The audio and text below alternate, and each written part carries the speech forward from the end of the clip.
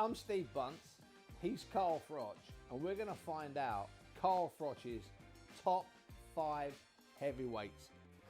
I think we've got the 4, haven't we? In no particular order. Tyson Fury, Usyk, Deontay Wilder, Anthony Joshua.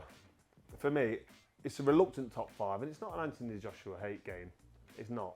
It's based on previous performances and based on losses. And he has only lost to the best in Usyk in his last couple of fights. Not his last couple of fights, but his last couple of losses. And before that, he obviously got wiped out, didn't he, against Ruiz. He got hurt. But then he boxed his ears off in the rematch. Boxed his ears off, just kept out his way. But that wasn't the Ruiz that we expected to see. And it wasn't the AJ that we wanted to see.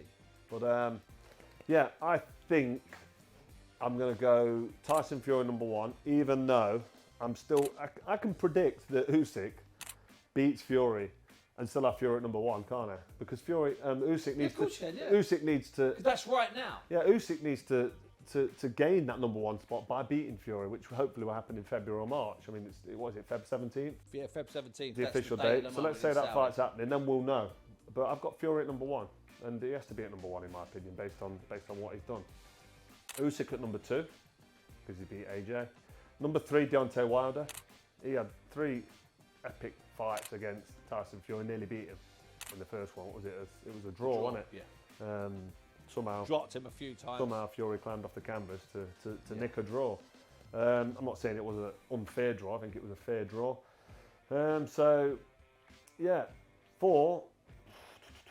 I'm going to say Anthony Joshua, because tall, strong, Ranger, can box a little bit. Won an Olympic gold medal, so he can obviously box. He went on, he beat Klitschko, and then you can argue he beat Unbelievable Klitschko. night. Listen, unbelievable. Climbed off the canvas. How many were at Wembley that night? 80,000, mate. That's all it holds, apparently. 80,000. Big number, though. Big number, though, son. First never follows. That's the way it works. Got that one. But he fought an old Klitschko that night, didn't he? Yeah. Sat on the sofa for 18 months. Retired, pretty much. After losing to Tyson Fury in Dusseldorf. Didn't do much. Came back. Dropped AJ. AJ recovered. Heavily.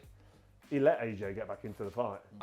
I'm still shocked that he allowed AJ to come back into that Totally let fight. him off the hook, AJ was asleep when he went down. He woke up, I was convinced, Carl, when he hit the canvas. Yeah, I know what that feels like. George Groves. It happens, yeah. But then he had 2 or 3 rounds off, didn't he? Yeah.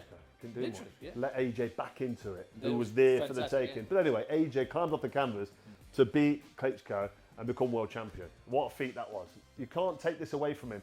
And then he defended against everybody, and he took on Usyk when he didn't need to. No, exactly. Could have vacated that WBO belt and could have said, no, I don't fancy that. It's not a big fight for me. I'm not really interested. It was a fight that was really hard to sell. Well, I know there was a lot of people in Tottenham Stadium that night, but it was hard to sell because Usyk was shorter, he was a cruiserweight coming up, he wasn't a devastating puncher. So that wasn't an easy sell. There were lots of heavyweights. There would have been a bigger and easier fight to sell. Absolutely. So anyway, I've got Anthony Joshua at number 4. Who's number 5? Because he deserves to be at number 4. Who's number 5? Number 5 is the interesting one, because who do we put at number 5? I say we, because I'm going to ask for some help off the Buntsmeister General. You can have it. Because you've got Hrgovic, you've got Zhang. Who else you got? I mean... Would you throw Francis Ngannou in? Well, listen, Francis Ngannou... It's controversial, would you? Everyone went mad when Ngannou was put at number 10 with the WBC. And I think Maurizio Sullivan rightly defended it as the president of the WBC, as people know. Rightly defended it, said, listen, he's just lost a split decision to Tyson Fury, who's number 1 in the division. So if you go a split decision loss against the number 1 in the division, how can you not be in the top 10? Which is a strong argument, but yeah, and there's other fighters floating around like Jared Anderson, the young upstart American. Jared Anderson, American. There's I mean, Otto Wallin floating around. Yeah. There's Daniel Dubois. Wallin's ranked floating quite around. highly with box rate. I think he's at 5 or He's 6. at number 5. So I mean, so quite seriously, that 5th spot. You know what you need? You need a tournament. We need a few fights, don't we? Yeah, we need and we might find out over the next couple of months where Otto Wallin belongs. If Ngannou has a fight with somebody else in the top 10, we'll know if that was just a fluke, either a bad performance from Fury or a really, really strong, solid performance from Ngannou. What was that? What about Big Baby Miller knocks out Daniel Dubois? Does he gate crash number 5? Exactly, you've got Miller and Dubois as well in there, and Dubois obviously lost to Usyk. Who would you put at number 5? If you've got to pick one, we need a couple of fights, don't we? Yeah, we do. We need a couple of fights. But we haven't got a couple of fights. Hrgovic. We've got 10 seconds. You've got to stick someone in a 5, Carl. You're under pressure. You're looking in the referee's eyes. He's gone 4. Come on, Carl. He's gone 5.